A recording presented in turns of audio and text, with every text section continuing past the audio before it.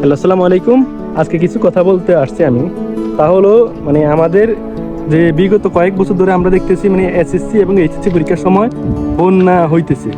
কারণ এটা যে এক বছর হইতেছে তা না, বিগত 4 থেকে 5 বছর এমন হইতেছে, যার ফলে অনেক শিক্ষার্থী মানে ক্ষতিগ্রস্ত হচ্ছে এবং পরীক্ষা দিতে যেতে অনেক কষ্ট হচ্ছে। কিন্তু এটা সরকার দেখার পরও প্রতি বছর কেন যে এই যে বন্যার সময় যে পরীক্ষা নেয় ওইটা আমি বুঝি না। কারণ পরীক্ষাগুলো যদি একটু আগ পিছ করে দেওয়া যেত, যদি শীতকালের দিকে দেওয়া যেত, যেমন যখন কিনা বৃষ্টি থাকে না বা হচ্ছে বন্যা হওয়ার সম্ভাবনা থাকে না, তখন দিলে তো আর কোনো এত বিতর্ক হয় না।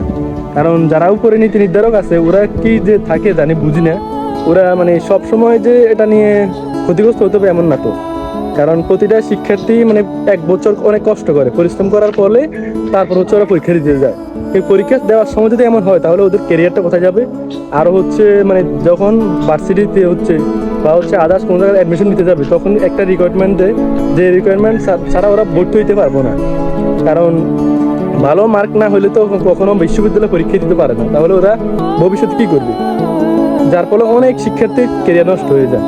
তো আমি মনে করি শিক্ষার্থীরা আন্দোলন করতেছে এটা যুক্তি, কারণ হচ্ছে এই যে উপরে যারা বসে থাকে চেয়ারে, মানে ওরা এসি রুমে বসে শিক্ষার্থীদের ধ্বংস করে দিচ্ছে। কারণ ওরা চাইলে কিন্তু পরীক্ষাগুলো পিস করে দিলে মানে শিক্ষার্থীগুলো ভালোভাবে পরীক্ষা দিতে পারতো, আর এমন বন্যা বা দুর্যোগ হইতো না।